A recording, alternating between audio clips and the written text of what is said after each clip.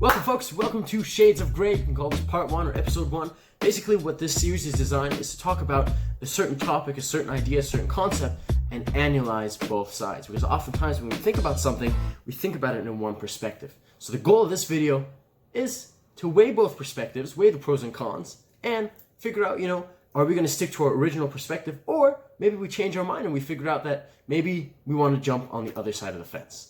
Today's topic is going to be about the idea of comparing yourself to other people. Now, I know there's a huge movement behind this idea of you can't compare yourself to other people. Because when you start doing that, with it comes jealousy, with it comes discouragement, right? Maybe as a starting out YouTuber, if I'm comparing myself to the guy who has, 2 million subscribers, 3 million subscribers, that can be pretty discouraging. Or, in a totally other sense, if we look at things like Instagram models or just models in general, we have so many unrealistic beauty standards, things that are photoshopped, individuals who are so insecure about their bodies because they keep comparing themselves to these unattainable looks or attractive looks, right? And what happens is these looks keep changing, and then you try to go to the gym more and you try to have that ideal body. But even a model, even a beautiful model that everyone would look at, which in our society is you're absolutely 10 out of 10 beautiful, even she will have the smallest blemish on her chin or on her shoulder, and she'll feel insecure about that too.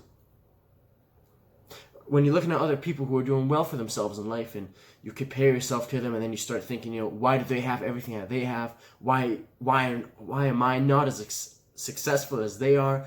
Why am I in this position? Why are they in that position? And a lot of people say, just stay in your own lane. Don't compare yourself to other people. Keep your head down. Do what you're doing, right? Don't let that stuff get into you. And I think a big part of why people are saying, maybe comparing yourselves to other people isn't a good idea is because you don't know about their upbringing.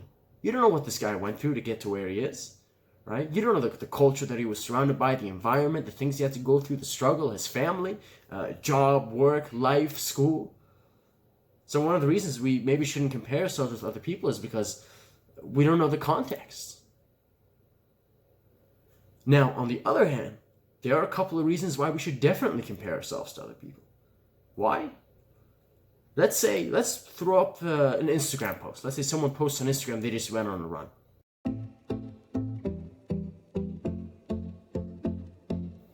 Now, earlier I would say something like, oh, you shouldn't compare that. Why? Because, people might feel jealous, people might feel upset. They'll say, oh, maybe I should be going out on a run. But maybe it's good to compare yourself to other people in the sense that it makes you feel inspired. So instead of you looking at that post and you go, man, screw that guy. Who cares? Why? Maybe you look at that and you go, you know what? If he can do it, why can't I? Why can't I? He's going to do it. I'll do it too. Maybe, folks, comparing ourselves to the people around us is, I don't want to say it sets the bar, but maybe it reminds us of where we are in life and what we could get to. Right? Because in one sense, one of the beauties of comparing yourself to other people is there are many people who are so worse off in life than you are. There are so many people who don't have a roof over their heads, who don't have family, who don't have anyone to support them, who are addicted to certain substances. Self-esteem is in the ditches, and they're just not doing well in life. Then there are also people who can afford Apple Music and can afford to pay $6 for a cup of coffee, and they're doing extremely well. If you can afford Apple Music, Netflix, and $6 for a cup of coffee, you're doing extremely well.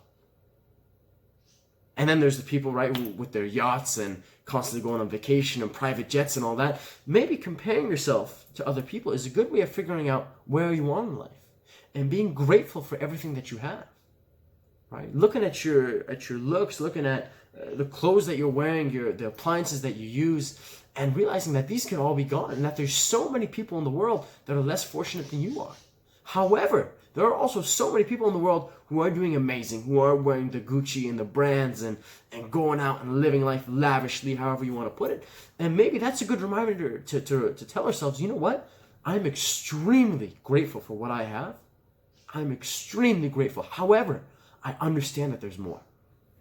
And keeping that in mind, it's not that I deserve more. It's not that for whatever I'm special, I need to have more than I. No. You're grateful for everything that you have. But you do believe that if you put in the hard work, you can get even more. you can fuel the fire even more. You can push yourself even harder.